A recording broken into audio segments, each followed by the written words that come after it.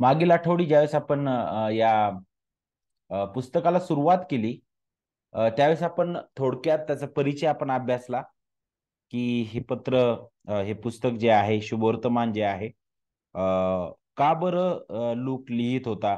त्याचा उद्देश त्याने अगदी सुरुवातीलाच पहिल्या अध्यायामध्ये दिलेला आहे. त्यानंतर लूक जो होता आपण पाहिलं, की तो खरं तर प्रेषित नव्हता.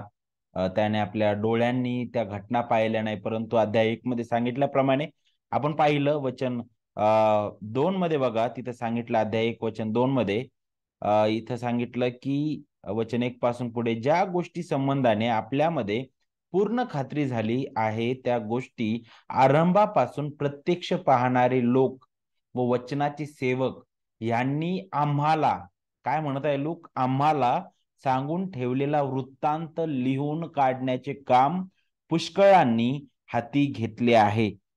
तर यातून आपण अगदी आपल्याला स्पष्ट होतं, की त्याने आपल्या डोळ्यांनी ते पाहिलं नव्हतं. परंतु ज्यांनी पाहिलं होतं प्रत्यक्ष, त्यांच्याकडून त्याने ते ऐकलं होतं. आणि त्याने कसून त्याचा शोध घेतला. कारण तो चांगला, आपल्याला माहित आहे, तो वैद्य होता, तो चांगला अभ्यासक होता, तो इतिहासकार होता. आणि आपल्याला माहित आहे, की त्याने मुळापासून शोध केला आणि अगदी सुव्यवस्थित रीतीने ख्रिस्ताचं शुभवर्तमान त्याने आपल्यासमोर सादर केलं.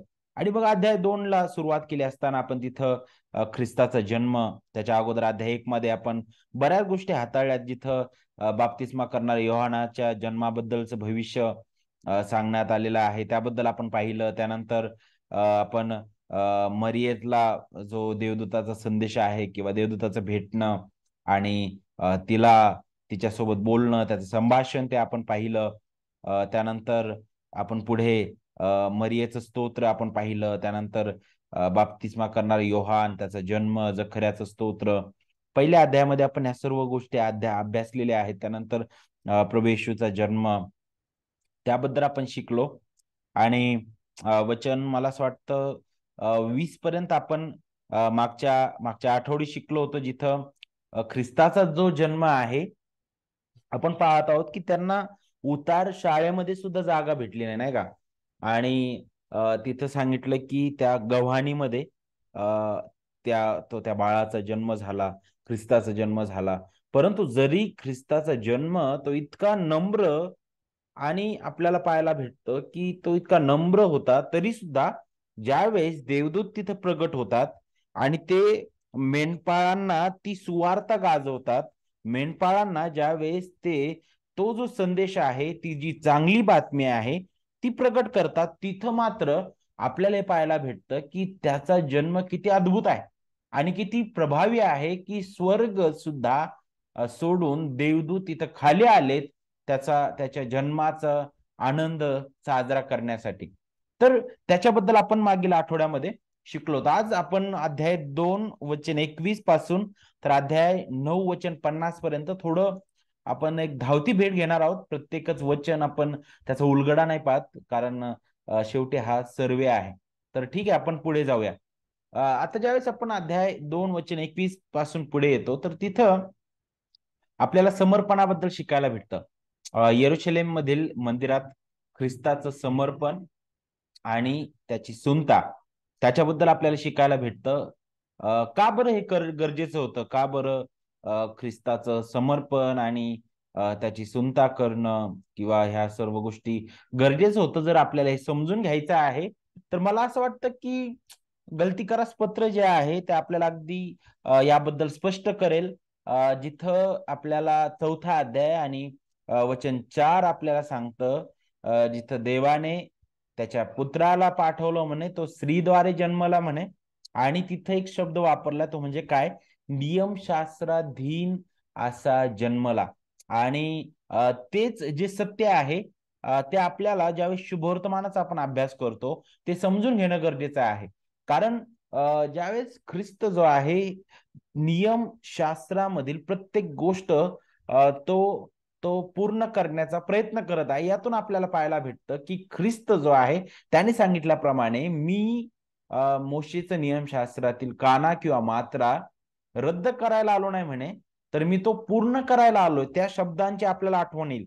आणि आपल्याला पाहायला भेटतं की जिथं मनुष्य असफळ झालेला आहे नियमशास्त्राचं पूर्णपणे पालन करण्यामध्ये, तिथं ख्रिस्ताने आपला प्रतिनिधी म्हणून आपल्या जागेवर जे आपण आपल्या स्वतःच्या कृत्यांनी करू शकत नव्हतो, ते ख्रिस्ताने पूर्ण केलं. ख्रिस्ताने नियमशास्त्राचं परिपूर्ण रीतीने पालन केलेलं आहे. आणि आपल्याला पाहायला भेटतं की त्याने ते पूर्ण आज्ञापालन केलं. आणि अशा प्रकारे त्याने केलेलं आज्ञापालन ते आपल्या खात्यात मांडण्यात आलेलं आहे. आणि म्हणून आपल्याला पाहायला भेटतं की जो देवाचा परिपूर्ण क्रोध सर्व त्याच्या त्याच्या त्या लोकांवर होता, त्यांच्या आपल्या पापामुळे जो होता, तो क्रोध शमविला गेला. कारण आपल्या जागेवर ख्रिस्त एक प्रतिनिधी म्हणून तो जगलेला आहे. कारण पहिला प्रतिनिधी जो आहे तो असफळ झाला, आदाम, पहिला आदाम आपण म्हणतो. आणि रोमकराच पत्रामध्ये सांगितलं की ख्रिस्त हा शेवटचा आदाम आहे. पहिल्या आदामामध्ये, पहिल्या मनुष्यामध्ये सर्व मानवजात म्हणे मेली, परंतु दुसरा जो आदाम आहे, शेवटचा आदाम, त्याच्यामध्ये सर्व मानवजात जे आहे ती जिवंत करण्यात आली म्हणे. कारण ख्रिस्त हा शेवटचा आदाम आहे. पहिला आदाम परिपूर्णरित्या आज्ञापालन करू शकला नाही, पण शेवटचा आदाम त्याने पूर्ण आज्ञापालन केलं. आणि पहा, त्याच्या आज्ञापालनामध्ये आपल्याला त्याने जीवन दिलेलं आहे. आणि मग इथं मग आपल्याला थोडं समजण्यास मदत होईल की त्याची सुनता होणं, समर्पण होणं हे नियमशास्त्रानुसार झालेलं आहे. तिथं सांगण्यात आलं बघा, वचन 22 मध्ये, पुढे मोशेच्या नियमशास्त्राप्रमाणे अशा प्रकारे इथं सांगण्यात आलेलं आहे. आता शुद्धीकरणाचे दिवस भरल्यावर ते त्याला वर यरुशलेमेस घेऊन आले. आता शुद्धीकरणाचे दिवस भरल्यावर, आता इथं मात्र अनेक लोक जे आहेत ते कदाचित प्रश्न उपस्थित करू शकतात, काय ख्रिस्ताला शुद्धीकरणाची गरज होती का? कारण आपल्याला माहित आहे की त्याचा जन्म हा पवित्र आत्म्याद्वारे झाला. अगदी अगदी आपल्याला पाहायला भेटतं बिलकुल पापाचा प्रभाव त्याच्यावर नव्हता. तो परिपूर्ण रीतीने अगदी निर्दोष, पवित्र अशा स्थितीत तो जन्मलेला आहे. आणि तो निर्दोष आणि पवित्र तो होता, आहे आणि असणार आहे. मग बघ, शुद्धीकरणाबद्दल ज्यावेळेस म्हटलेलं आहे, तर हे ज्या प्रकारे मोशेच्या नियमशास्त्रात जे लावून दिलेलं आहे किंवा परंपरेने जे लागलेलं आहे, त्यानुसार जणू काय ते जे दिवस नियुक्त करण्यात आले, त्या लोकांच्या विचारानुसार त्या दिवस भरल्यानंतर आपण म्हणतो, जर आपण करिंद पत्र पाहिलं किंवा गलती पत्र आणि इतरही पत्रांमध्ये आपण जर पाहिलं, तर तिथे सांगितलंय की त्याच्या ठाई पाप नव्हतं म्हणे.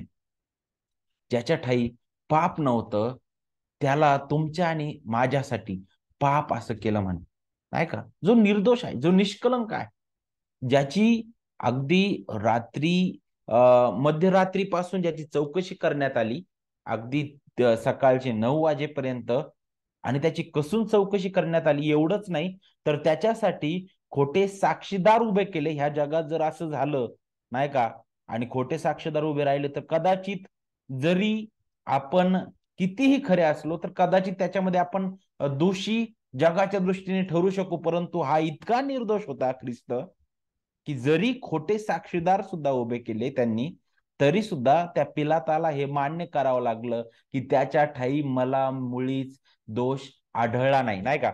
आणि तेच आपल्याला इथं पाहायला भेटतं. ज्यावेळेस आपण या अध्यायाकडे पाहतो, अध्याय 2 वचन 21 पासून पुढे, तर त्याला तिथं घेऊन आले त्याचे आई वडील. इथं त्यांचं आज्ञापालन पाहायला भेटतं मोशेच्या नियमशास्त्रानुसार, की नक्कीच मरिया आणि योसेफ सुद्धा त्याबद्दल गंभीर होते आणि ते आज्ञापालन करत आहेत.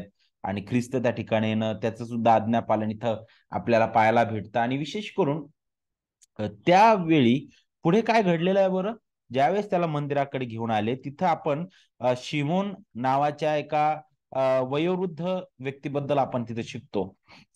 त्याच्याबद्दल सांगितले की तो येरुशलेमेत होता. तो नीतिमान व भक्तिमान मनुष्य होता आणि तो इस्रायलाच्या सांत्वनाची वाट पाहत होता. त्याच्यावर पवित्र आत्मा होता म्हणे, आणि प्रभूच्या ख्रिस्ताला पाहण्या अगोदर तुला मरण येणार नाही, असं पवित्र आत्म्याने त्याला प्रकट केलेलं होतं. आणि ज्यावेळेस त्या मंदिरात ख्रिस्त येतो, तिथं आपल्याला पाहायला भेटतं की त्याला आत्म्याने मंदिरात आणले आणि नियमशास्त्राच्या विधीप्रमाणे, पहा पुन्हा एक वार, नियमशास्त्राच्या विधीप्रमाणे करण्याकरिता आई बाप येशूला आत घेऊन आले, तेव्हा त्याने त्याला आपल्या हातात घेऊन देवाचा धन्यवाद करत म्हटले. काय म्हटलं त्याने? त्याच्या शब्दाकडे लक्ष द्या. हे प्रभू, आता तू आपल्या वचनाप्रमाणे आपल्या दासाला शांतीने जाऊ देत आहेस. ख्रिस्ताचं येणं किती अद्भुत आहे बघा. त्या त्या शिमोन, त्या त्या वयस्कर व्यक्तीच्या मनाला सुद्धा अगदी त्याच्या येण्याने तिथं लगेच त्या शांतीचा अनुभव त्याला घडलेला आहे. आणि एवढंच नाही, तर पुढं काय सांगितलं वचन 30 मध्ये, कारण माझ्या डोळ्यांनी तुझे तारण पाहिले आहे, ते तू सर्व राष्ट्रांसमक्ष सिद्ध केले आहेस. ते परराष्ट्रीयांना प्रगट होण्यासाठी उजेड व तुझ्या इस्रायल लोकांचे वैभव असे आहे. आता या वचनांकडे जर तुम्ही बारकाईने लक्ष दिलं, तर ख्रिस्ताबद्दल जर आपण विचार केला, इथं काय सांगितलं की माझ्या डोळ्यांनी तुझे तारण पाहिले आहे, ते तू सर्व राष्ट्रांसमक्ष सिद्ध केले आहे. आता हे जे वचन आहे ते यशिया 49 आणि वचन 6 ची पूर्णता आहे, खरं जर आपण म्हटलं तर. कारण तिथं काय सांगितलंय यशिया 49 वचन 6 मध्ये, तो परमेश्वर म्हणतो याकोबाच्या वंशाचा उद्धार करावा, इस्रायलाच्या राखून ठेवलेल्या लोकांना परत आणावे, म्हणून तू माझा सेवक व्हावे, ह्यात मोठेसे नाही, तर माझ्याकडून होणारे तारण तो दिगंतापर्यंत न्यावे, म्हणून मी तुला राष्ट्रांचा प्रकाश असा नेमतो. आणि तेच वचन थोडस वेगळ्या प्रकारे इथं मांडण्यात येत आहे वचन 32 मध्ये, मी परराष्ट्रीयांना प्रगटीकरण होण्यासाठी उजेड व तुझ्या इस्रायल लोकांचे वैभव असे आहे म्हटलेलं आहे. ते नाही का? तर ख्रिस्त जो आहे तो फक्त यहुद्यांसाठीच नाही तारणारा, तर यहुदी इतर जे परराष्ट्रीय आहे त्यांच्यासाठी सुद्धा तो तो तारणारा होता. तो फक्त यहुद्यांमधूनच नाही, तर इतर राष्ट्रांमधून, वेगवेगळ्या निरनिराळ्या भाषा बोलणाऱ्या लोकांमधून, त्याच्या त्याच्या देवासाठी, पित्यासाठी त्याने तो त्याच्या रक्ताने, मोलाने मंडळी म्हणून त्या लोकांना तो विकत घेणार होता. जे आपल्याला प्रगटीकरण 5व्या अध्यायामध्ये पाहायला भेटतं नाही का, की त्याने त्या कोकऱ्याने आपलं रक्त सांडून विकत घेतलेले आहेत म्हणे.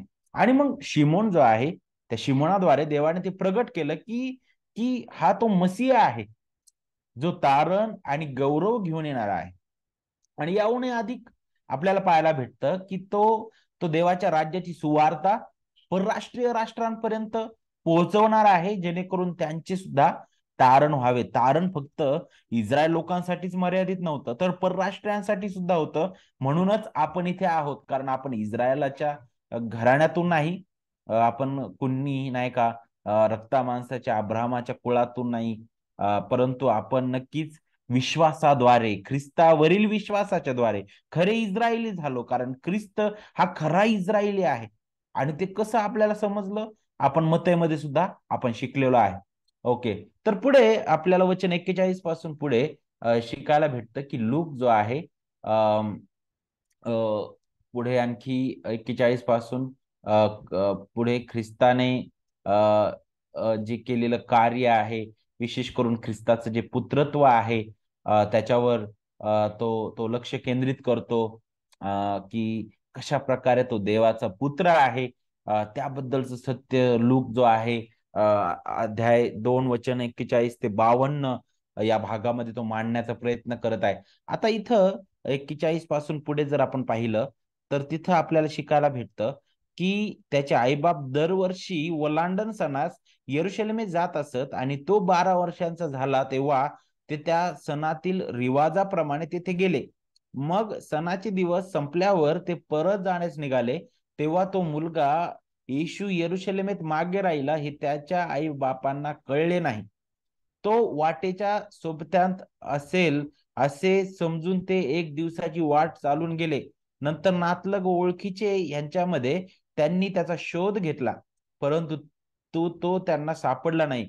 म्हणून ते त्याचा शोध करत करत यरुशलेमेस परत आले. मग असे झाले की 3 दिवसानंतर तो त्यांना मंदिरात गुरुजनांमध्ये बसून त्यांचे भाषण ऐकताना व त्यांना प्रश्न करताना सापडला. आता इथं आपल्याला एक नाही का एक फारच मनोरंजनात्मक हे एक गोष्ट किंवा एक घटना आपल्याला पाहायला भेटत आहे, की ते वलांडण सणासाठी गेलेले आहेत.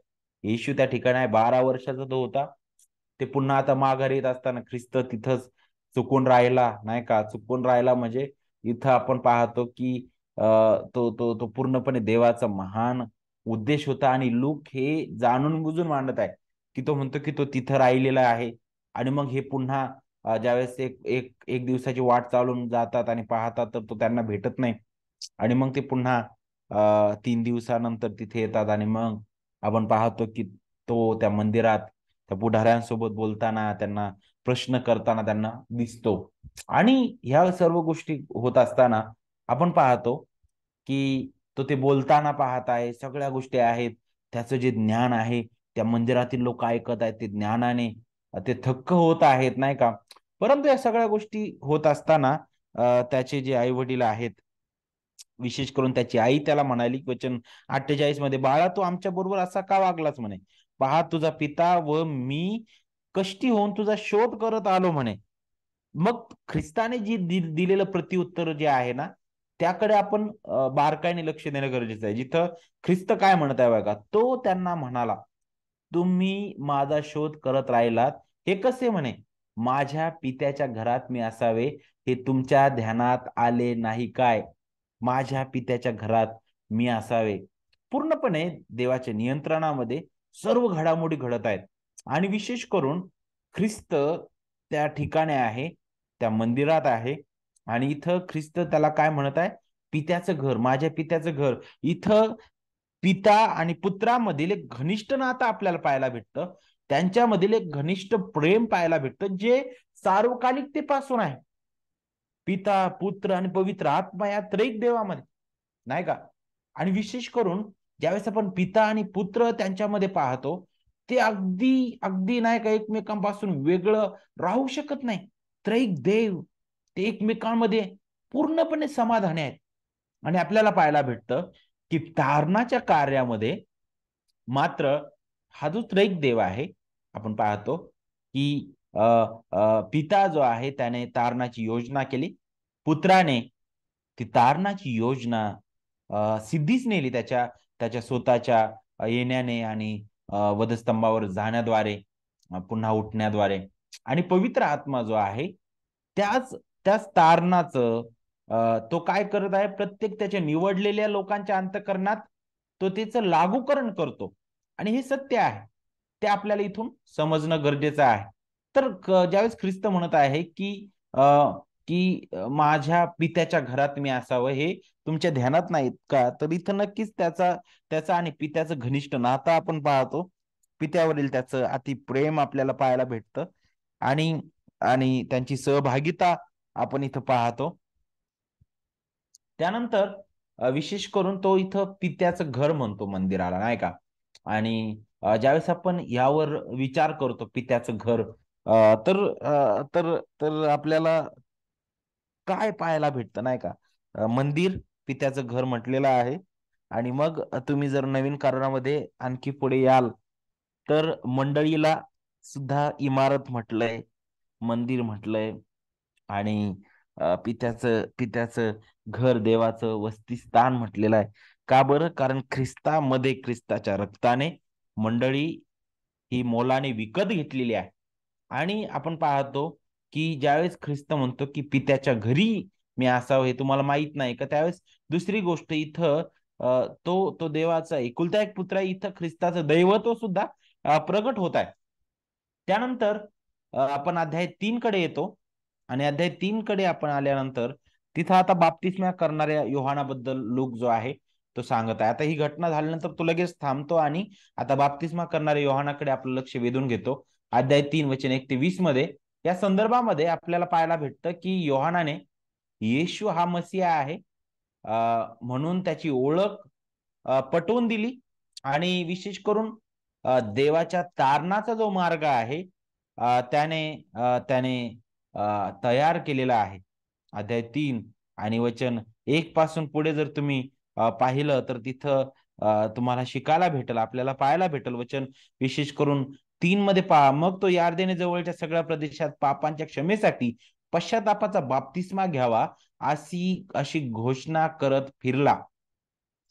हे यशया संदेशाच्या पुस्तकात जसे लिहिले आहे त्याप्रमाणे झाले. ते असे अरण्यात घोषणा करणाऱ्याची वाणी झाली ती अशी की परमेश्वराचा मार्ग तयार करा, त्याच्या वाटा नीट करा.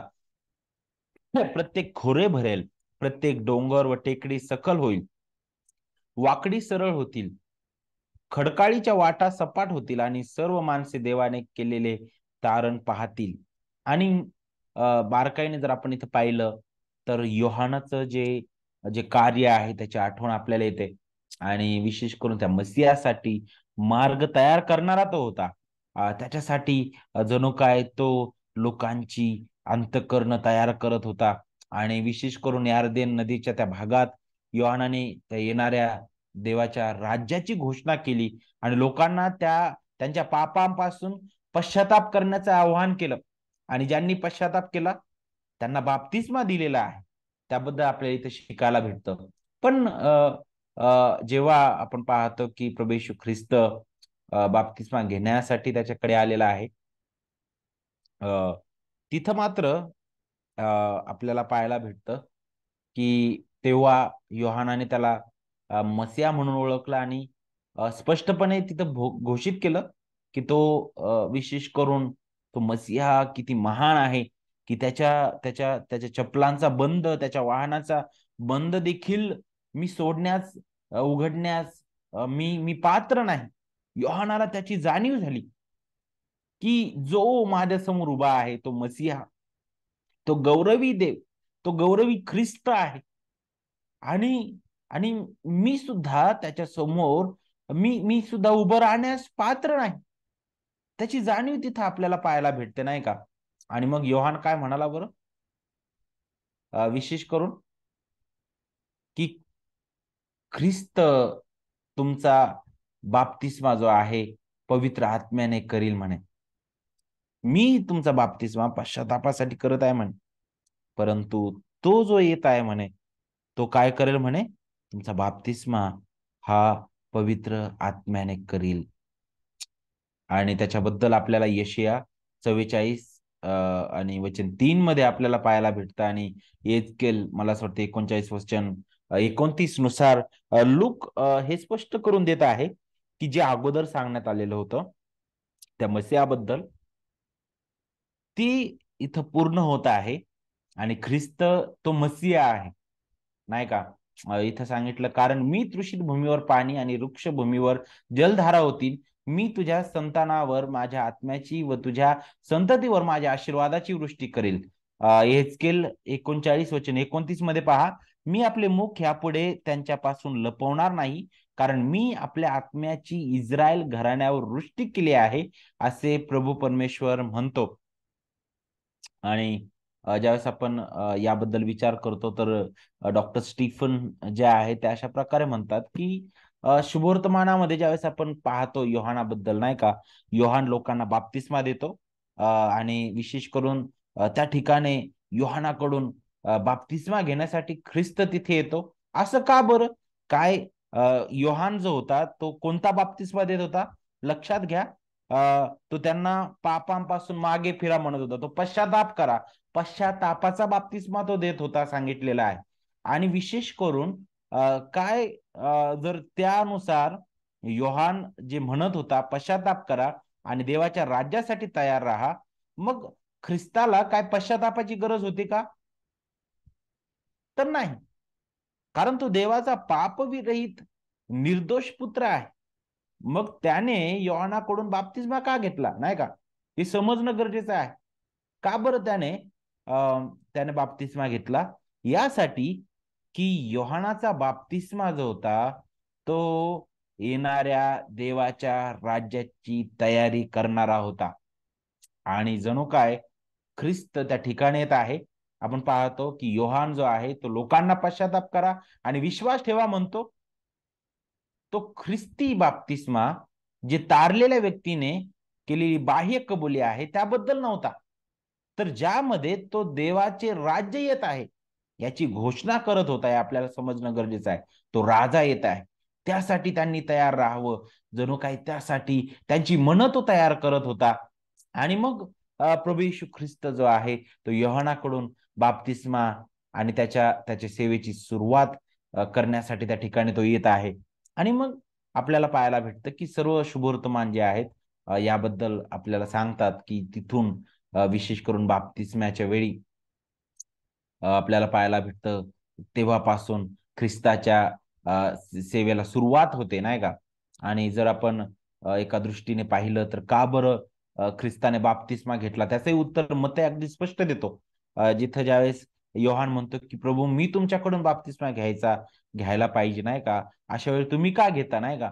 त्यावेळेस ख्रिस्त काय म्हटला बरं, आता हे होऊ दे, कारण ह्या प्रकारे सर्व धर्माचरण पूर्णपणे करणे हे आपणाला उचित आहे, तेव्हा त्याने तसे होऊ दिले. आपण सुरुवातीपासून पाहत आहोत ख्रिस्त कसा नियमशास्त्रानुसार, नियमशास्त्राधीन आणि नियमशास्त्राच्या प्रत्येक प्रत्येक सांगितलेल्या नियमानुसार एक एक सर्व गोष्ट तो पूर्ण करत आहे. धर्माचरण पूर्णपणे करणे नाही का. आणि म्हणून त्याने हा बाप्तिस्मा घेतलेला आहे. त्याला त्याला त्याला पश्चाताप करायचा किंवा तो पापी आहे म्हणून ख्रिस्ताने बाप्तिस्मा घेतला नाही, तर तो त्याच्या सेवेची एक तर सुरुवात करत होता. आणि विशेष करून ज्या राज्याबद्दल योहानाने घोषणा केली, तो गौरवी राजा, ते जे राज्य प्रस्थापित करणारा गौरवी राजा आता तो तुमच्या समोर आहे, तुमच्या मध्ये आहे, माझ्यामध्ये आहे, तिथं आहे, ते दाखवत आहे. तो विशेष करून त्याच्या जीवनात आपला एक प्रतिनिधी म्हणून कार्य करताना तिथं दिसत आहे. का बरं त्याने बाप्तिस्मा घेतलेला आहे, तर पहा, एक आपला प्रतिनिधी म्हणून तो आपल्या जागेवर त्या सर्व गोष्टीतून जात आहे. त्याने बाप्तिस्मा घेतला आणि एवढंच नाही, तर तो अगदी त्याचा शेवट अगदी मृत्यूपर्यंत जाऊन पोहोचलेला आहे. तो मरण पावला आणि तिसऱ्या दिवशी पुनरुत्थी झाला आणि तो स्वर्गात गेला. अगदी तिथपर्यंत आपल्याला ते घेऊन जातं, कारण तो आपल्यासाठी आलेला आहे. आणि आपण पाहतो योहानाकडून बाप्तिस्मा घेण्याचं मग कारण काय होतं, एक तर त्याच्या सार्वजनिक सेवेची सुरुवात, आणि विशेष करून योहान ज्या राज्याची घोषणा करत होता ते ख्रिस्तामध्ये प्रगट झालेलं आहे हे समजावं. आणि विशेष करून जे नियमशास्त्रानुसार सांगण्यात आलेलं आहे ते पूर्ण व्हावं नाही का. ते धर्माचरण पूर्ण करावं आपला प्रतिनिधी म्हणून आपल्या जागेवर. पहिला आदाम जे करू शकला नाही, तो हा शेवटचा आदाम परिपूर्ण प्रतिनिधी म्हणून सर्व त्याच्या निवडलेल्या लोकांचं मस्तक म्हणून एक नाही का मुख्य मस्तक, प्रतिनिधिक मस्तक म्हणून त्याने आपल्याला पाहायला भेटतं की ते पूर्ण केलेलं आहे. आणि मग अशा प्रकारे अध्याय 3 वचन 1 ते 20 आपल्याला त्याची आठवण करून देतं. त्यानंतर वचन 21 पासून पुढे अध्याय 3 वचन 21 पासून पुढे अध्याय 3 वचन 21 ते अध्याय 4 वचन 13 पर्यंत या भागामध्ये विशेष करून नक्कीच ख्रिस्ताच्या बाप्तिस्म्याबद्दल इथपर्यंत त्यांचं बोलणं आपण पाहतो. परंतु इथून पुढे त्या बाप्तिस्म्याच्या वेळी जी घडलेली अद्भुत घटना आहे, जी आतापर्यंत यहुदी इतिहासामध्ये कधीच घडली नाही, ती घटना तिथं आपल्याला पाहायला भेटते.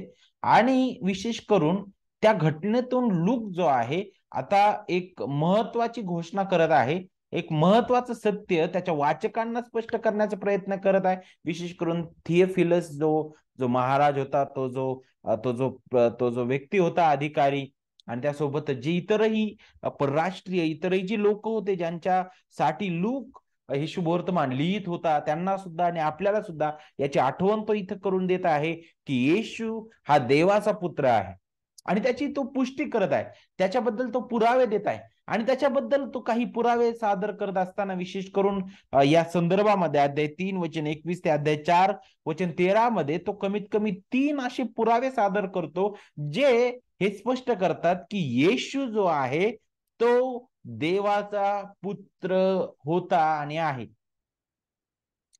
आता विशेष करून अध्याय 3 वचन 21-22 पहा. सर्व लोकांनी बाप्तिस्मा घेतला व येशू ही बाप्तिस्मा घेऊन प्रार्थना करत असता असे झाले की आकाश उघडले, पवित्र आत्मा देहरूपाने कबुतराप्रमाणे त्याच्यावर उतरला आणि आकाशातून अशी वाणी झाली की तू माझा प्रिय पुत्र आहेस, तुझ्याविषयी मी संतुष्ट आहे. बाप्तिस्म्याच्या वेळी आपल्याला पाहायला भेटतं येशू हा देवाचा पुत्र आहे याची पुष्टी स्वतः कुणी दिली बरं? स्वतः देव जो पवित्र आत्मा, नाही का? अगदी आपल्याला पाहायला भेटतं की तो देहरूपात प्रगट झाला म्हणे, त्याचं जे दृश्यमान प्रगट नाही ते इथं आपण पाहतो. आणि विशेष करून आपल्याला पाहायला भेटतं की एवढंच नाही तर आणखी एक साक्ष तिथं आपण पाहतो, जी म्हणजे स्वर्गातून आलेली पित्याची वाणी, जिथं पिता स्वतः म्हणत आहे, तू माझा प्रिय पुत्र आहेस, तुझ्याविषयी मी संतुष्ट आहे. आणि लोक हे सादर करत आहे, पहा याच्या पलीकडे दुसरी साक्षच नाही. खुद्द पिता, नाही का, स्वर्गातून बोलत आहे, हा माझा प्रिय पुत्र आहे.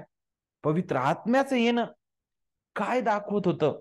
ख्रिस्ताचा तो ख्रिस्त पाण्यातून वरती येणं आणि पवित्र आत्म्याचं त्या ठिकाणी आपल्याला पाहायला भेटतं. कबुतराप्रमाणे, कबुतरासारखा त्याच्यावर उतरणं, हे आपल्याला कशाची आठवण करून देत माहित आहे? हे आपल्याला तो अभिषिक्त आहे, तो मसीहा आहे आणि खुद्द देव, देवाचा तो पुत्र आहे, नाही का? तोच केवळ मसीहा आहे ज्याच्याबद्दल जुन्या करारामध्ये वेळोवेळी भाकीत करण्यात आलेलं होतं. दुसरी गोष्ट, पवित्र आत्म्याचं त्याच्यावर उतरणं, ते आपल्याला नक्कीच त्या अभिषेकाबद्दल आठवण करून देतं, अभिषिक्त बद्दल ते आठवण करून देतं. आणि आपल्याला माहित आहे जुन्या करारामध्ये अभिषेक फक्त 3च प्रकारच्या लोकांचा व्हायचा. आणि ते मग कोण बरं? मग राजा, याजक आणि संदेष्टा. आणि आपल्याला पाहायला भेटतं की नेहमी जुन्या करारामध्ये सांगितलेलं आहे की देवाचा आत्मा त्यांच्यावर आला म्हणे, नाही का? आणि आपल्याला पाहायला भेटतं आत्म्याने ते परिपूर्ण झाले असं सांगितलेलं आहे. आणि जर तुम्ही या तिन्ही ऑफिस बद्दल, या तिन्ही पदांबद्दल जर पाहिलं आणि विचार केला आणि तिन्ही पदांबद्दल तुम्ही ख्रिस्तामध्ये विचार केला, तर तुम्हाला पाहायला भेटल की ख्रिस्त हा याजकांचा याजक आहे. इब्री लोकास पत्र आपल्याला सांगतं ख्रिस्त हा संदेष्टांचा संदेष्टा आहे.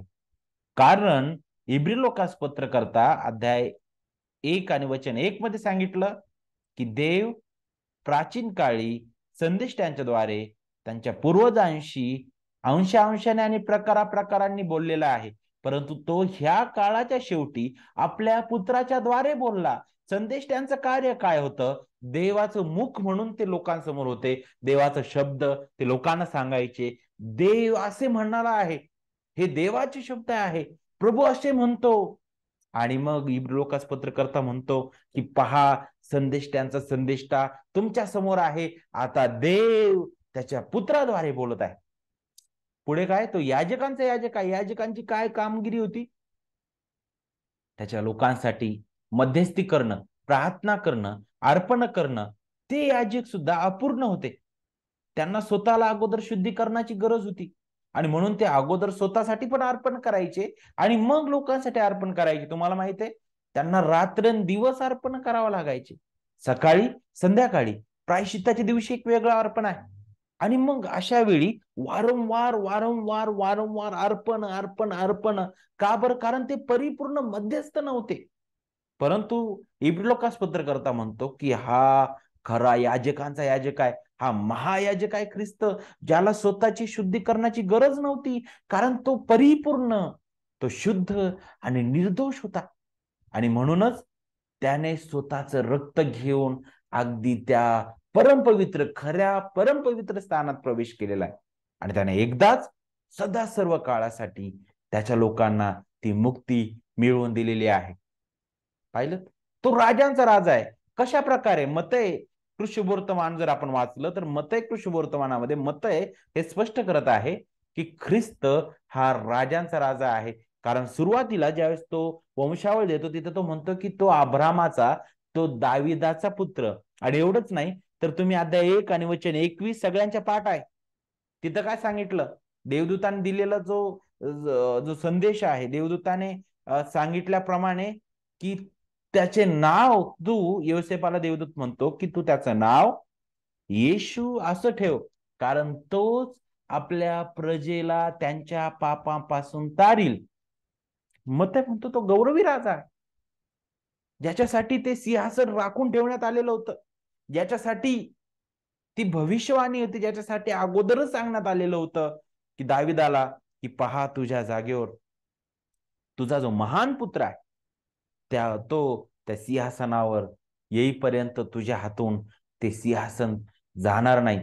आणि तो राजा मग ते म्हणतो की ख्रिस्त आहे. तर अशा प्रकारे मग पवित्र आत्म्याचं त्याच्यावर उतरणं, तो अभिषिक्त आहे, त्याची आपल्याला आठवण करून देतं. तर ही पहिली पुष्टी आहे ज्याद्वारे तो लूक जो आहे तो स्पष्ट करत आहे तो देवाचा पुत्र आहे. दुसरा पुरावा तो देतो, तो देवाचा पुत्र आहे. तो पुरावा कुठे आहे बरं आपल्याला पाहायला भेटतो? लूक अध्याय 3 वचन 23 पासून वचन 38 मध्ये, 38 पर्यंत, जिथं तो आपल्याला प्रभू येशू ख्रिस्ताची वंशावळ देत आहे. आणि सुरुवातीलाच आपण मते कृष्णवर्तमानाचा अभ्यास करत असताना वंशावळीबद्दल विचार केला. का बरं वंशावळ गरजेची होती? का बरं मते वंशावळ देत आहे?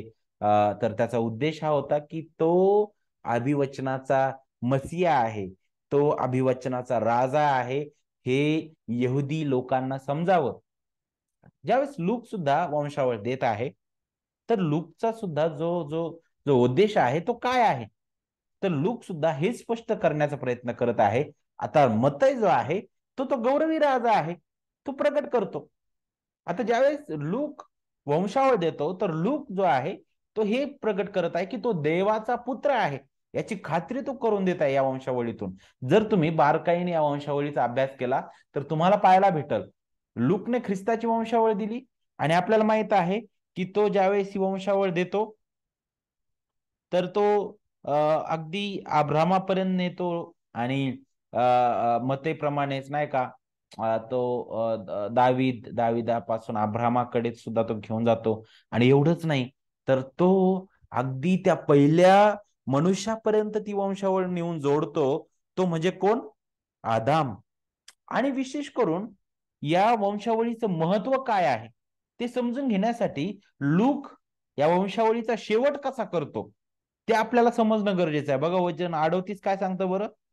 तो अनोशाचा, तो शेताचा, तो आदामाचा, तो देवाचा पुत्र. काय सांगितलंय? तो अनोशाचा, तो शेताचा, तो आदामाचा, तो देवाचा पुत्र. अगदी यवसेपापासून सुरुवात करतो लूक, आणि अगदी त्या सार्वकालिकतेपर्यंत घेऊन जातो की तो सार्वकालिक देवाचा पुत्र आहे. त्याला कोणीच निर्माण केलेलं नाही, तो आदामासारखा निर्माण केलेला नाहीये. एक तर त्याचं सार्वकालिक पण इथं दाखवलेलं आहे. दुसरी गोष्ट, ज्या वेळेस इथं आदामाबद्दल बोललंय, तर इथं आदामाला देवाचा पुत्र म्हटलेला आहे, नाही का? तर इथं बारकाईने जरा विचार करण्यासारखी गोष्ट आहे. लूक असं का म्हणतो, आदामाला देवाचा पुत्र असं का म्हटलेलं आहे? आणि हीच पदवी आपल्याला त्या अध्यायामध्ये ख्रिस्ताला दिलेली पाहायला भेटते, नाही का? लूक तेच प्रकट करण्याचा प्रयत्न करत आहे की हा येशू नासरेतकर ज्याला म्हटलेला आहे तो देवाचा पुत्र आहे. आणि देवाचा पुत्र या नात्याने आपल्याला पाहायला भेटतं, ज्यावेळेस लूक जो आहे तो आदामाची आठवण करून देतो, तर तिथं तो म्हणत आहे की पहा, तो जो पहिला आदाम आहे त्याला देवाने घडवलं, तो नक्कीच निर्मित पुत्र होता, बरोबर? त्याला घडवलेला आहे, तो देवाचा नक्कीच निर्मित पुत्र होता. आणि देवाने त्याच्याकडून जी अपेक्षा ठेवली होती, जी इच्छा वर्तवली होती, की पहा सर्व काही तुझ्या हातात आहे, नाही का? सर्वांवर सत्ता चालवा. आणि पहा ती सत्ता कशी चालवायची होती माहितीये? तो जो सर्व सत्ताधीश देव आहे त्याच्या अधीन राहून छोटे सत्ताधीश म्हणून, नाही का, छोटा सत्ताधारी, एक लहान किंवा सेवक राजा आपण म्हणू शकतो, नाही का, जो त्या गौरवी राजाच्या इशाऱ्याने चालेल, त्या गौरवी राजाला प्रतिबिंबित करेल, नाही का? परंतु आपल्याला माहित आहे पहिला जो आदाम आहे असफल झालेला आहे, तो ते पूर्ण करू शकला नाही. परंतु इथं ज्यावेळेस म्हटलं 38 वचनामध्ये, ज्यावेळेस लूक जो आहे तो म्हणत आहे की तो आदामाचा, तो देवाचा पुत्र, त्यावेळेस तो एकतर त्या शेवटच्या आदामाची झलक तो दाखवतो. त्या शेवटच्या आदामाची आठवण करून देतो, ज्याच्याबद्दल पाऊल पहिले करीन 15 अध्याय वचन 45 मध्ये म्हणतो की तो शेवटचा आदाम आहे. रोमकारास पत्रामध्ये सांगितलंय की तो तो दुसरा आदाम आहे, नाही का, ज्याच्यामध्ये जीवन मिळालेलं आहे. आणि आपल्याला पाहायला भेटतं की हा जो पहिला आदाम होता तो पृथ्वीवरील देवाचं जे पृथ्वीवरील राज्य आहे त्या राज्याचा जणू काय सेवक राजा तो होता. आणि त्याने देवाची इच्छा पूर्ण करणं गरजेचं होतं. देवाच्या इच्छेच्या अधीन राहून ते ते राज्य करणं गरजेचं होतं, परंतु अपयशी ठरलेला आहे. त्याने देवाच्या आज्ञा पाळल्या नाही. तो तो तो तो त्याने आज्ञाभंग केला, नाही का. आणि म्हणून आपल्याला पाहायला भेटतं की त्याच्या विरोधाभास म्हणून इथं आपल्याला पाहायला भेटतो हा दुसरा आदाम, हा शेवटचा आदाम, देवाचा महान पुत्र, ज्याला ज्याला निर्माण केलं नाही, हा सार्वकालिक जो होता, जो गौरवी ख्रिस्त, जो त्रैक्यातील दुसरा व्यक्ती, तो देहधारी झाला. पहिला आदाम अपयशी झाला, परंतु हा शेवटचा आदाम हा यशस्वी झाला. तो जगला, त्याने पूर्णपणे आज्ञापालन केलं. आणि विशेष करून पहा, त्याने ते राज्य, देवाचं राज्य या पृथ्वीवर आणलेलं आहे.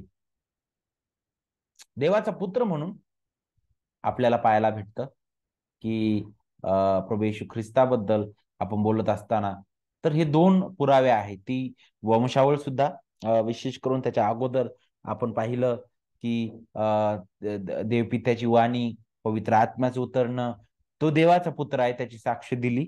त्यानंतर वंशावळ सुद्धा त्यातून तो प्रगट करत होता की तो देवाचा पुत्र आहे.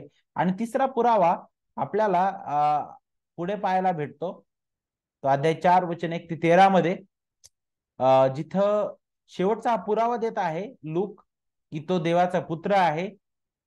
जिथं ख्रिस्ताच्या परीक्षेबद्दल आपल्याला शिकायला भेटतं, जिथं पवित्र आत्म्याने येशूला त्या अरण्यात नेलं, जिथे त्याला सैतानाने मोहात पाडण्याचा प्रयत्न केलेला आहे. आपल्याला पाहायला भेटतं सैतानाने ख्रिस्ताला आपल्याला पाहायला भेटतं की दगडाच्या भाकरी बनवण्यास आणि विशेष करून सर्व राष्ट्रांवर अधिकार मिळवण्यासाठी त्या मंदिराच्या शिखरावरून खाली उडी टाकण्यास सांगितलं, नाही का. आणि जर तुम्ही बारकाईने ह्या प्रत्येक सैतानाने घातलेला जो मोह आहे, त्या मोहाच्या माग सैतानाने जे जे आधार आधार घेतलेले जे शब्द आहेत, जे वापरले, जर तुम्ही ते बारकाईने जर पाहिलं तर तुम्हाला पाहायला भेटेल त्या सैतानाचा धूर्तपणा कसा आहे. ज्यावेळेस त्याने प्रत्येक जो जो मोह घालण्याचा प्रयत्न केला, तो प्रत्येक मोह घालत असताना त्याने त्याच्या मागे एक आधार घेतलेला आहे.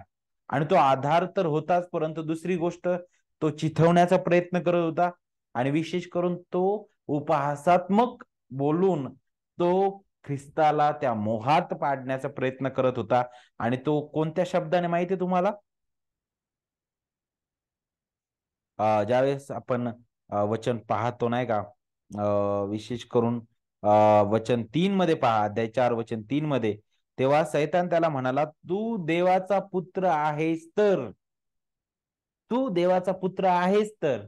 एक तर त्याला चिथवण्याचा प्रयत्न करत होता ख्रिस्ताला, दुसरी गोष्ट त्याला उपहासात्मक तो बोलत आहे, चेष्टा केल्यासारखं तो बोलत आहे. आणि त्याला असं म्हटलं या आधाराने तरी, नाही का, तो ऐकेल, नाही का. जर तू देवाचा पुत्र आहेस ना तर हे करून दाखव, नाही का. तू देवाचा पुत्र आहेस ना तर हे तू करशील, नाही का. तू धोंड्यास आज्ञा कर म्हणे, भाकर हो, ते होईल म्हणे. आणि नक्कीच त्याचं हे बोलणं उपहासात्मक होतं. परंतु आपल्याला पाहायला भेटतं की लोक आपल्याला त्या बोलण्याकडे आपलं लक्ष वेधून घेतो. आणि आणि पुन्हा एक वार अगोदर जर तुम्ही लिंक वाचली, जर संदर्भ पाहिला, तर अध्याय 3 मध्ये वंशावळ तो देत आहे. त्या वंशावळीचा शेवट त्या आदामापर्यंत आणून तो सोडतो. आणि आपल्याला पाहायला भेटतं की तो जो आदाम त्या त्या त्या अरण्यामध्ये त्या सैतानाच्या मोहाला भुलविला गेला, तो तिथं अपयशी झालेला आहे. आता त्याच्या विरोधाभास म्हणून लूक पुढे आता हे दाखवण्याचा प्रयत्न करत आहे की ख्रिस्ताचा खरा पुत्र, तो महान पुत्र, शेवटचा आदाम, तो विश्वसनीय पुत्र, त्याने कशा प्रकारे आपल्याला पाहायला भेटतं की सर्व मोहावर विजय मिळवलेला आहे. तो विरोधाभास आपण जर पाहिला ना, तर आपल्याला हे समजल, सैतानाने आदामाला त्या एदेन बागेमध्ये मोहात पाडलं, नाही का? आणि तेव्हा तो आदामाने पाप केलं, तेव्हा देवाने सृष्टीला शाप दिला. आणि एवढंच नाही, तर आपल्याला पाहायला भेटतं सर्व मानवतेला त्या अरण्यात टाकलं जणू काय. कारण तुम्ही अध्याय 3 वचन 23 पहा, तिथं देव म्हणतं, ह्यास्तव ज्या जमिनीतून त्याला उत्पन्न केले तिची मशागत करावी म्हणून परमेश्वर देवाने त्याला एदेन बागेतून हाकलून बाहेर काढून लावले. परंतु या उलट आपल्याला पाहायला भेटतं दुसरा आदाम सुद्धा अरण्यात आहे. आणि तिथं आपल्याला शिकायला भेटतं की त्याच्यावर सुद्धा मोह आला. परंतु हा जो दुसरा आदाम, हा शेवटचा आदाम, तो त्या मोहावर विजयी झालेला आहे. त्याने ही खात्री दिली की तो खरोखरच देवाचा विश्वासू पुत्र आहे. तो देवाच्या लोकांना पुन्हा आपल्याला पाहायला भेटतं. एवढंच नाही, तर तो देवाच्या लोकांना पुन्हा त्या नवीन एदेनमध्ये घेऊन जाणार आहे, ज्याच्याबद्दल आपल्याला प्रगटीकरण आठवण करून देतं. 22 अध्याय 1 वचन मध्ये, नंतर त्याने देवाच्या व कुकऱ्याच्या राजासनातून निघालेली नगरीच्या मार्गावरून वाहणारी जीवनाच्या पाण्याची स्फटिकासारखी नितळ नदी मला दाखवली. हे वर्णन तुम्हाला उत्पत्तीमध्ये पाहायला भेटतं. ज्यावेळेस देवाने एदेन बाग लावली त्यावेळी आपल्याला पाहायला भेटतं त्याने तिथे एक नदी वाहविली असं सांगितलेलं आहे. आणि तसंच चित्र प्रगटीकरणामध्ये दाखवण्यात आलेलं आहे. आणि आपल्याला पाहायला भेटतं त्या नदीच्या दोन्ही बाजूंना 12 जातींची फळे देणारे जीवनाचे झाड होते. आणि दर महिन्यास आपली फळे ते देतं. आणि त्या झाडाची पाने राष्ट्रांच्या आरोग्यासाठी उपयोगी पडतात. म्हणजे काय सांगितलं इथं? वचन 3 आपल्याला त्याची आठवण करून देतं. पुढे काहीही शापित नसणार, तर तिच्यामध्ये देवाचे व कुकऱ्याचे राजासन असेल आणि त्याचे दास त्याची सेवा करतील. जिथं दुःख नाही, त्रास नाही, क्लेश नाही, मोह नाही, तिथं ख्रिस्त गौरवी राजा, तो कोकरा देव, त्याचं राजासन असेल. त्याच्यासोबत आपण राज्य करू, नाही का? किती अद्भुत हे आहे. आणि त्याचीच आपल्याला इथं आठवण करून देत आहे.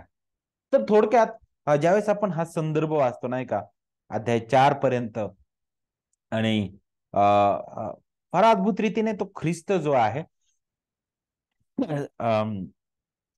तो तो तो देवाचा पुत्र आहे यातून सिद्ध करतो लूक वचन 13 पर्यंत.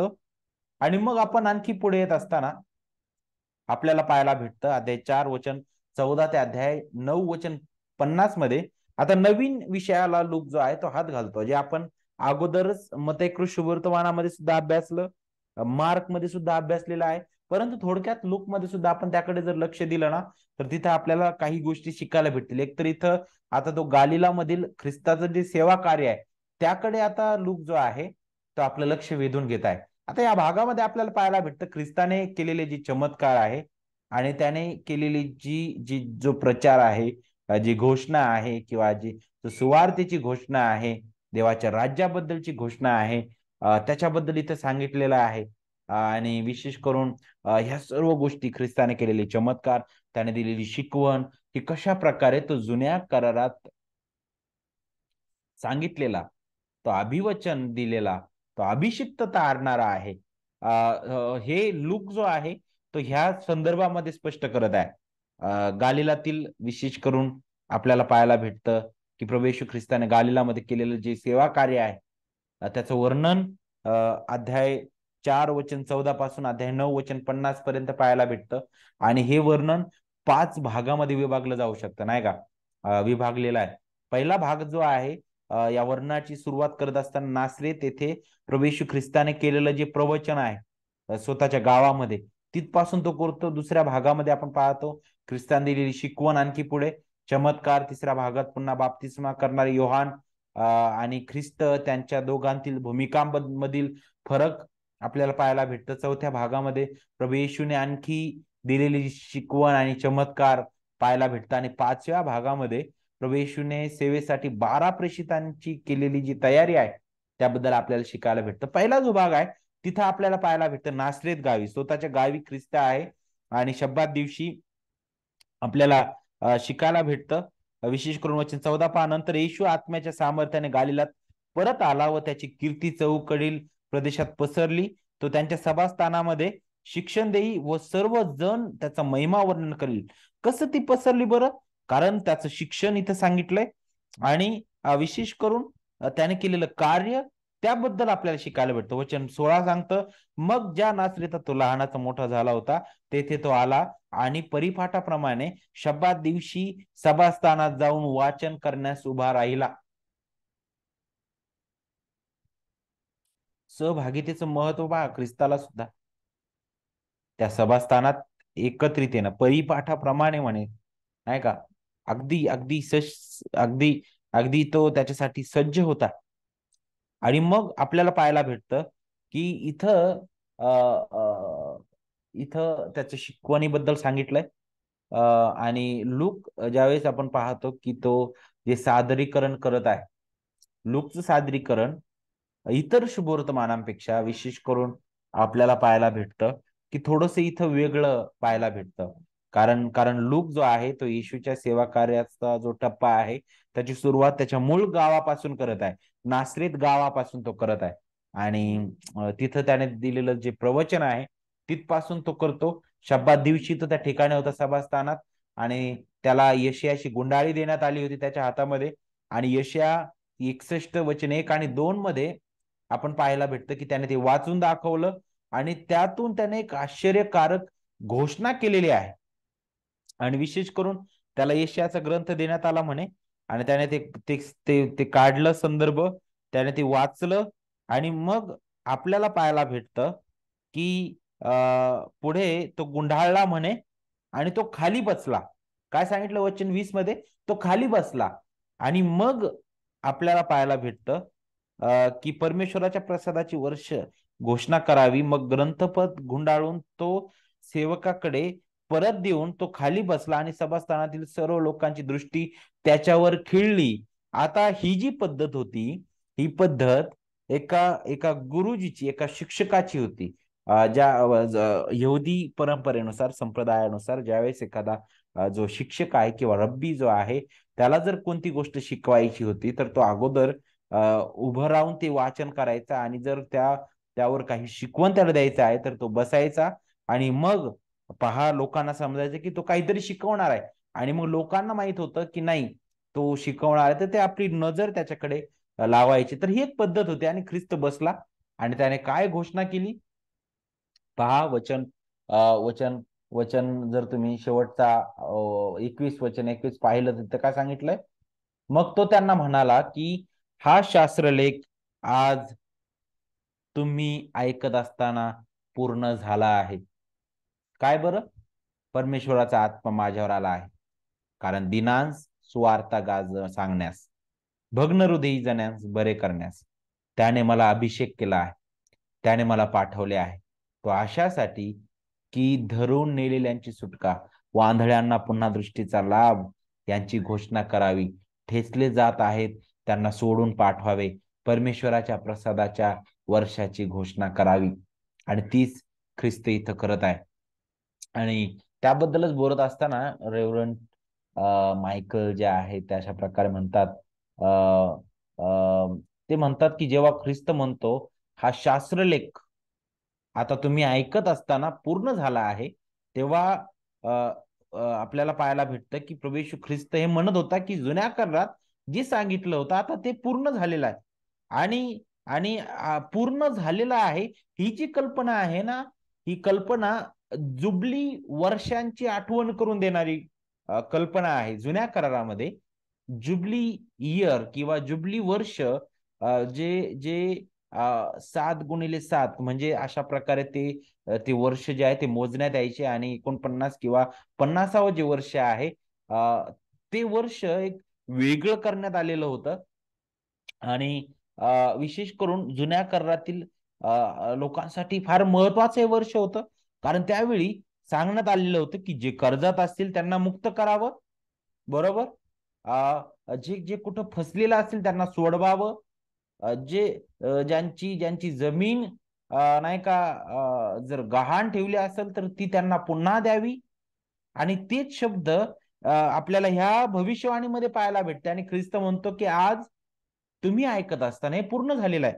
त्याचप्रमाणे आपल्याला पाहायला भेटतं की हे जे आहे ते आपल्याला निर्गमच्या घटनेचं पण आठवण करून देतो. निर्गमची घटना जर आपण विचार करतो, आपल्याला माहिती आहे इतिहासातील सर्वात मोठी घटना आहे. इथं देवाचं जे तारणदायी कार्य आहे ते आपल्याला पाहायला भेटतं. देवाने अद्भुत रीतीने इस्रायल लोकांना मिस्र देशातून सोडवलेलं आहे. आणि त्याचीच आठवण आपण पाहतो. एवढंच नाही तर त्यांना वचनदत्त देशामध्ये घेऊन जाणं, त्यांना तो देश देणं, त्यांना तिथं स्थिर करणं हे ध्येय होतं. आणि जुबली वर्ष आपल्याला तशाच प्रकारची आठवण करून देतं. पुनर्स्थापनेबद्दल, दैवी पुरवठ्याबद्दल ते आठवण करून देतं. कारण जोपर्यंत आपल्याला पाहायला भेटतं, आपल्याबद्दल विचार करत असताना आपण या पतित जगात राहतो, तोपर्यंत देवाचे जे मुक्तीचं कार्य आहे ते आपल्याला नक्कीच वाचवतं. पण पुनर्स्थापना देखील देवाच्या तारणाच्या कार्याचा एक भाग आहे. आणि म्हणून जुबली वर्षाचं जे चिन्ह आहे ते आपल्याला इथं पाहायला भेटतं. आणि मग हे कसं ख्रिस्तामध्ये पूर्ण होतं, कारण तो सांगितलं की आपल्याला माहित आहे की दिनांना सुवार्ता गाजविण्यास, नाही का, इथं काय सांगितलंय, विशेष करून दिनांना सुवार्ता सांगण्यास, भग्न हृदयी जनास बरे करण्यास त्याने मला अभिषेक केला आहे, त्याने मला पाठवले आहे. पाहिलं तर तोच एकमेव होता जो जो ह्यातून सोडू शकत होता. तो त्याच्या लोकांना सैतानाच्या जुलमापासून तो मुक्त करतो. तो त्यांना सामाजिक कलंकापासून किंवा सामाजिक जुलमापासून तो मुक्त करतो. कारण आपल्याला पाहायला भेटतं की देवाच्या दृष्टीने सर्व जग आणि विशेष करून पवित्र शास्त्र आपल्याला सांगतं सर्व जग नाशास पात्र आहे, न्यायास पात्र आहे, देवाच्या क्रोधाखाली होतं. परंतु आपल्याला पाहायला भेटतं त्यातून सोडवण्यासाठी तो आलेला आहे. त्यांना देव जो घडविणारा आहे, जो निर्माण करता आहे आणि जो आपला पिता आहे, त्याच्यासोबत त्याने आपलं नातं पुनर्प्रस्थापित केलं. जे नातं अगोदर पहिल्या आदामामध्ये जे तुटलेलं होतं ते नातं इथं पुन्हा तो जोडत आहे, त्याची आठवण करून देत आहे. आणि यशाने केलेली ही जी भविष्यवाणी आहे आपल्याला पाहायला भेटतं की देवाच्या राज्याच्या आगमनामुळे देवाच्या सर्व विश्वास लोकांचं जे तारण होईल त्याच्याबद्दल सांगता. आणि येशू म्हणतो की तो दिवस जो आहे तो आलेला आहे.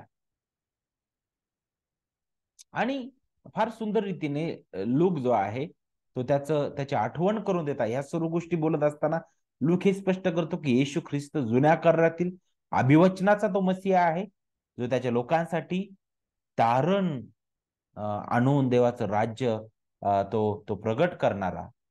आणि मग त्याच्याबद्दल आपल्याला विशेष करून हा जो भाग आहे तो आपल्याला आठवण करून देतो. पुढे आपल्याला त्याची शिकवण आणि चमत्काराबद्दल आपल्याला अध्याय 4 वचन 31 पासून अध्याय 7 वचन 17 मध्ये पाहायला भेटते. या भागामध्ये आपण पाहतो की लूक जो आहे तो हे दाखवून देतो की प्रभू येशू ख्रिस्त हा खरोखरच मसीहा होता.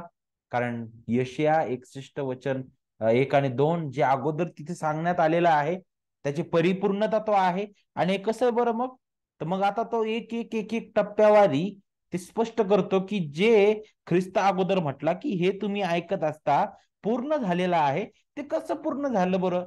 मग लूक जो आहे आता इथं वरती सांगितल्याप्रमाणे पुढे तो अशी मांडणी करत आहे. ती मांडणी पाहत असता तुम्हाला अगदी ती भविष्यवाणी तुमच्या नजरेसमोर येईल.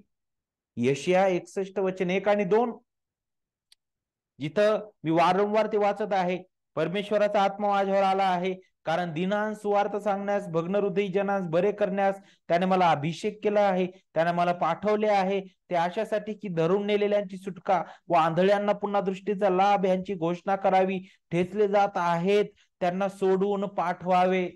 आणि तुम्ही ज्यावेळेस अध्याय 4 वचन 31 ते 36 मध्ये येता, तुम्हाला लगेच भूतग्रस्त पाहायला भेटतो. तिथं देव ख्रिस्त जो आहे त्याला मुक्त करताना दिसतो. लगेच 38 ते 42 मध्ये येताना तिथं तुम्हाला अनेक जे रोगी आहे त्यांना तो बरे करताना दिसतो. तुम्ही 5वा अध्याय आणि 1 ते 11 मध्ये आपण येतो, तिथं आपल्याला शिष्यांना जे पाचारण आहे नाही का, त्याबद्दल आपण पाहतो. पहिल्या शिष्यांना विशेष करून पेत्र, याकोब आणि योहान त्यांना पाचारणाबद्दल आपण शिकतो. आणि अगदी हे लोक सुद्धा आपण पाहतो त्यांची त्यांची दीनता आपल्याला पाहायला भेटते. आणि तो गौरवी ख्रिस्त त्याच्यामध्ये कशा प्रकारे ते वचन पूर्ण होताना आपल्याला दिसतं. पुढे आणखी आपण येत असताना अध्याय 5 वचन 12 ते 15 मध्ये कुष्ठरोग्याला तो बरं करतो, त्याबद्दल आपण शिकतो. 17 ते 26 मध्ये पक्षघाती मनुष्याला तो बरे करतो, त्याबद्दल आपल्याला पाहायला भेटतं. 27 ते 32 मध्ये लेवी आणि लेवी किंवा मत्तेयाला पाचारण आपल्याला पाहायला भेटतं. तर या सर्व घटना आपल्याला पाहायला भेटतं की नक्कीच ती जी भविष्यवाणी जी त्याने त्या शब्दात दिवशी तिथं सांगितली, तिची पूर्णता कशी होत आहे त्याची आठवण करून देत आहे. आणि पुढे आपल्याला पाहायला भेटतं एवढंच नाही तर लूक आता ख्रिस्ताच्या शिकवणीची नोंदही पुढं करतो, नाही का. त्याने दिलेले शिकवण त्याच्याबद्दल तो आपल्याला पुढं आठवण करून देतो. 5वा अध्याय वचन 33 ते 39 मध्ये, जिथं प्रभू येशूने शिकवलं की त्याच्या शारीरिक उपस्थितीमध्ये उपास नाही तर आनंद करा, नाही का. जर तुम्ही हा संदर्भ पाहिला 5वा अध्याय वचन 23 पासून वचन 33 पासून पुढे, तर तिथं जे काही जे शिष्य आहेत ते प्रभूकडे प्रश्न घेऊन आलेले आपल्याला पाहायला भेटतात. ते म्हणतात की पहा, आपले जे शिष्य आहेत ते उपवास करत नाही म्हणे, नाही का. त्यांनी म्हटलं की योहानाचे शिष्य वारंवार उपवास प्रार्थना करतात, तसे पुरुषांचेही शिष्य करतात. आपले शिष्य तर खातात पितात म्हणे, नाही का. आणि ख्रिस्ताने तिथे जे दिलेलं उत्तर आहे ते अद्भुत आहे. कारण जुन्या करारामध्ये पुष्कळदा उपवास जो होता तो आपल्याला कशाची आठवण करून देत होता. विशेष करून विशेष करून पश्चातापाबद्दल तो आठवण करून देत होता. आणि आपल्याला त्या गौरवी तारणाऱ्याची गरज आहे. कारण प्रायश्चित्ताच्या दिवशी लोक जे होते ते उपवास करायचे, ते आपल्या पापांची कबुली द्यायचे, ते अर्पण द्यायचे. आणि मग इथं ज्यावेळेस ख्रिस्त अशा प्रकारे बोलत आहे वराड्यांबरोबर वर आहे तोपर्यंत तुम्हाला त्यांना उपवास करायला लावता येईल काय. तर मग नक्कीच त्याची आठवण आपल्याला इथं करून देतो ख्रिस्त. पुढे आपण 6व्या अध्याय 1 ते 11 मध्ये ख्रिस्ताने शब्बाताबद्दल दिलेलं जे शिकवण आहे त्याबद्दल आपल्याला शिकायला भेटतं की शब्बात जो आहे खरं तर माणसाच्या चांगल्यासाठी देवाने दिलेला होता. आणि आपल्याला पाहायला भेटतं की उपचार आणि जीव वाचवण्यासाठी तो आहे. देवाच्या गौरवासाठी तो दिलेला आहे. आणि तो विसावाचा दिवस आहे, नाही का. त्याची तो आठवण करून देतो. पुढे 6वा अध्याय वचन 12 ते 16 मध्ये आपल्याला पाहायला भेटतं की अनेक त्या शिष्यांमधून तो 12 जणांना त्याचे त्याचे खास प्रेषित होण्यासाठी तो निवडतो, ज्यांना इस्रायलसाठी नवीन व्यवस्थापन करण्याचं काम तो सोपवितो. आणि मग आपल्याला पाहायला भेटतं पुढे आणखी प्रभूने केलेले जे चमत्कार, त्यांनी दिलेली शिकवण जे आहे हे वारंवार हे दाखवून देत होतं की यशाने जे भाकीत केलेलं होतं, जे आता ख्रिस्ताने इथं सभास्थानात वाचून दाखवलं आणि ते ऐकत असताना जे पूर्ण झालंय त्याची प्रतिती लूक पुढं करून देत आहे की तो मसीहा आहे. कारण त्याने देवाची कृपा लोकांना बरे करण्याद्वारे, मुक्त करण्याद्वारे प्रगट केलेली आहे. तो आठवण करून देत आहे. पुढे आणखी आपण येत असताना लूक 6वा अध्याय वचन 17 ते 49 मध्ये प्रभूने दिलेल्या त्या त्या अगदी नाही का मोठ्या लांब नाही का प्रवचनाची नोंद आपल्याला तिथे पाहायला भेटते. आणि त्या प्रवचनाला अनेकदा सपाटीवरील किंवा सपाटीच्या मैदानावरील प्रवचन म्हटलं जातं. आणि हे प्रवचन मते 5 ते 7 मधील डोंगरावरील प्रवचनामध्ये आणि याच्यामध्ये बरंच साम्य आपल्याला पाहायला भेटल, नाही का. आणि विशेष करून या मैदानावरील प्रवचनामध्ये प्रभू येशू ख्रिस्ताने येशयाने जे भाकीत केलेलं होतं, नाही का, त्यावर जोर दिलेला आहे. आणि तो जोर अशा प्रकारचा आहे जणू काय जे जे जे होणं शक्य नाही ते शक्य होताना दिसत आहे. दीन जे आहेत ते धन्य आहे, ते आशीर्वादित होतील म्हटलेलं आहे. भुकेले तृप्त होतील म्हटलेलं आहे. जे रडत आहेत ते हसतील म्हटलेलं आहे. अगदी उलट सुलट आपल्याला गोष्टी पाहायला भेटत आहेत. जे यहुदी लोक ज्याचा विचार करू शकत नव्हते ते इथं घडताना दिसतं. जे यशिया 61 वचन 1-2 मध्ये ज्या प्रकारे सांगितलंय तेच आपल्याला इथं सांगायला पाहायला भेटत. त्याचप्रमाणे यशियाने पुन्हा सांगितलेले ते भाकी त्याची आठवण इथं केली जात आहे. नक्कीच अद्भुत हे आहे. पण आपल्याला पाहायला भेटतं की सगळ्यात सगळ्यात पुढचं पाऊल हे आहे की इथं नक्कीच आशीर्वादाबद्दल सांगितलं, दिनांना आशीर्वाद, भुकेले तृप्त होतील, जे रडणारे हसतील म्हटलेलं आहे. तर नक्कीच हे आशीर्वाद तिथं आहेत, परंतु अ, त्यासोबतच त्याचं अनुसरण करण्यास सांगितलंय. देवाच्या राज्याच्या मूल्यानुसार जीवन जगण्यास तिथं प्रभू येशू ख्रिस्त जो आहे यातून त्याच्या शिष्यांना आणि आपल्याला सुद्धा तो पाचारण करत आहे. देवाचं राज्याचं जो दर्जा आहे, जे मूल्य आहे, जो दृष्टिकोन आहे, तो दृष्टिकोन, ते मूल्य किंवा तो दर्जा आणि पृथ्वीवरील मूल्य किंवा जो दृष्टिकोन आहे, हे पूर्ण वेगळं आहे, नाही का? आणि त्याचं एक उदाहरण आपल्याला पुढे पाहायला भेटतं, जिथं ख्रिस्त सांगतो नाही का शिष्यांना, विशेष करून तो सांगतो की अनोळखी व्यक्ती मग अगदी त्यांच्या शत्रूवर प्रीती करण्यास तो सांगतो. या उलट जग काय म्हणतं बरं, जे अनोळखी आहे, जे शत्रू आहे, त्यांचा तिरस्कार करतं जग, परंतु ख्रिस्त म्हणतो की त्यांच्यावर प्रीती करा. तर इथं हाच विरोधाभास देवाचं राज्य त्याच्या मूल्यांबद्दल आपल्याला पाहायला भेटतं. पृथ्वीवरील मूल्य, जग कशा प्रकारे पाहतं, या दोन्ही गोष्टी आपल्याला इथे शिकायला भेटतात. आणि म्हणून आपल्याला पाहायला भेटतं की देवाच्या राज्याचा संदेश जो होता तो केवळ आशीर्वादाबद्दल नाही, तर नैतिक जबाबदारीचाही तो आहे, हे आपल्याला समजणं गरजेचं आहे. आपलं जीवन कसं असावं याबद्दल सुद्धा आहे. आणि हेच आपल्याला अगदी स्पष्ट रीतीने स्पष्ट समजून घेणं गरजेचं आहे. पुष्कळ वेळा आपल्याला त्या आशीर्वादामध्ये आपण रमून जातो, आपल्याला फार चांगलं वाटतं, नाही का? परंतु त्याकडे पाहत असताना आम्ही आमचं जीवन कसं जगत आहोत त्याकडे आम्ही दुर्लक्ष करतो. परंतु हा संदर्भ लूक आपल्याला आठवण करून देत आहे की नक्कीच कृपेने आपण तारल्या गेलो, ख्रिस्तामध्ये सर्व आध्यात्मिक आशीर्वाद आपल्याला मिळालेले आहेत, कदाचित भौतिक आशीर्वादही आपल्याला मिळतील, परंतु आपली जबाबदारी काय, आपलं जीवन आपण कसं जगतो, नैतिक जीवन, त्याच्याबद्दल सुद्धा आपल्याला त्याची आठवण करून देतं. मैदानावरील प्रवचन, सपाटीवरील मैदानावरील जे प्रवचन आहे, ते लूक जो आहे तो एका ह्या भागाने तो संपवितो, नाही का? आणखी एका पुराव्यासह तो संपवितो आणि तो पुरावा पुन्हा एक वर आपल्याला यशाच्या त्या भाकिताची आठवण करून देतो की ख्रिस्तामध्ये ते पूर्ण झालेलं आहे. आणि ते कशा प्रकारे बरं? लूक 7वा अध्याय वचन 1 ते 10, जिथं आपल्याला येशूने त्या शताधिपतीचा चाकराला बरं केलं. 7वा अध्याय वचन 11 ते 16 मध्ये नाईन नावाच्या गावच्या त्या विधवाच्या मुलाला त्याने जिवंत केलेलं आहे. तरी अगदी स्पष्ट रीतीने आपल्याला या सर्व ज्या गोष्टी आहेत इथं अगदी अगदी शिकायला भेटतात, नाही का? 7वा अध्याय 11 ते 16 मध्ये, आणि त्याची आठवण आपल्याला येते, नाही का?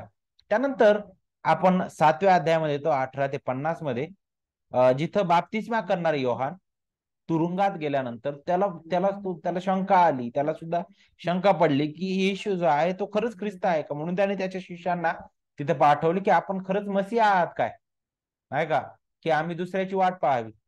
तेव्हा ख्रिस्ताने त्यांना प्रत्युत्तर करत असताना काय सांगितलं बरं? कशाची आठवण करून दिली? मी केलेली कृत्यांची आठवण करा म्हणे. आणि पुन्हा एक वार हे आपल्याला यशिया 61वा अध्याय वचन 1 आणि 2 त्याची आठवण करून देतात, नाही का? की तो मसीहा, तो अभिषिक्त कशा प्रकारे तो कार्य करणार आहे. आणि ते खरंच पूर्णपणे लूक म्हणतो की पहा ती भविष्यवाणी कशी पूर्ण होत आहे. आणि पहा तो मसीहा आहे याचा पुरावा लूक वारंवार देत आहे. 7वा अध्याय वचन 22 मध्ये ख्रिस्तान दिलेलं प्रत्युत्तर पहा, तुम्ही ज्या गोष्टी पाहिल्या व ऐकल्या त्या योहानाला जाऊन सांगा, आंधळे डोळस होतात, पांगळे चालतात, कुष्ठरोगी शुद्ध होतात, बहिरे ऐकतात, मेलेले उठवले जातात आणि गरिबांना सुवार्ता सांगण्यात येते. हेच आपल्याला अगोदर शिकायला भेटलं, जिथं त्या सभास्थानात ख्रिस्ताने तो यशाचा ग्रंथ उघडलेला आहे आणि त्याने वाचून दाखवलेला आहे.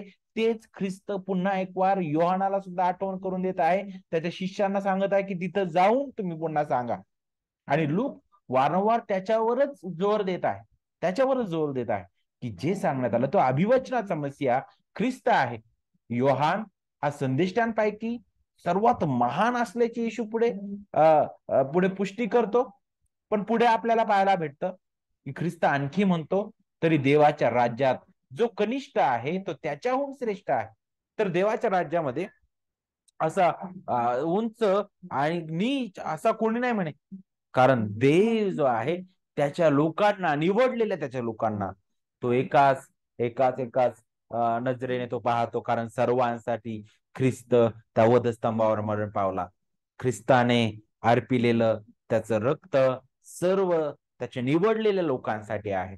आणि सर्वांना ख्रिस्ताच्या नीतिमत्वाने झाकण्यात आलेलं आहे. सर्वजण ख्रिस्तामध्ये, ख्रिस्ताद्वारे आणि ख्रिस्तासाठी तारल्या गेलेले आहेत. पुढे 7वा अध्याय वचन 47 ते 50 मध्ये अगोदरच्या मुद्द्याला थांबून आता ख्रिस्त जो आहे, सॉरी लूक जो आहे, त्या त्या पापी स्त्रीने प्रभूचे धुतलेले जे पाय आहे त्याची आठवण करून देतो. तिथे ख्रिस्त तिला तिच्या पापांची क्षमा करतो, नाही का, त्याची आठवण करून देतो. आणि इथं योहानाने लोकांना यासाठी बाप्तिस्मा दिला की त्यांनी देवाकडे त्यांच्या पापांची क्षमा मागावी, पश्चाताप करावा. पण येशूने पाप्यांना क्षमा करून, आजारी लोकांना बरे करून आणि गरिबांना सुवार्थ सांगून देवाचे राज्य लोकांच्या सध्याच्या अनुभवात आणलेले आहे. त्याची आठवण आपल्याला इथं पुन्हा एक वार येत आहे आणि होत आहे. तर थोडक्यात विशेष करून थोडक्यात ख्रिस्त त्याचं त्याचं पुत्रत्व जो आहे, लोक जो आहे तो प्रगट करतो. त्याचा मसीहा पण तो पुढे प्रगट करतो, नाही का. आणि विशेष करून त्याच्याकडे पाहत असताना अनेक प्रकारे लोक त्याच्याकडे पाहायचे, नाही का. परंतु ख्रिस्त ख्रिस्त तो महान गौरवी, राजांचा राजा, याजकांचा याजक आणि संदिष्टांचा तो संदिष्ट आहे, जो आपल्यासाठी आला, तो आपल्यासाठी जगला, तो तो तो आपल्यासाठी मरण पावला. तो आपला परिपूर्ण प्रतिनिधी म्हणून तो आपल्यासाठी होता. आणि त्याने केलेल्या परिपूर्ण आज्ञा पालन ते आपल्या खात्यात मांडण्यात आलेलं आहे. आणि पहा, तो नीतिमान ख्रिस्त, त्याच्यावर आपली जी शिक्षा होती ती लादण्यात आली. तो आपल्यासाठी निर्दोष असताना, निष्कलंक असताना सुद्धा आपल्याला पाहायला भेटतं त्याची गणना एका पाप्यांमध्ये केली.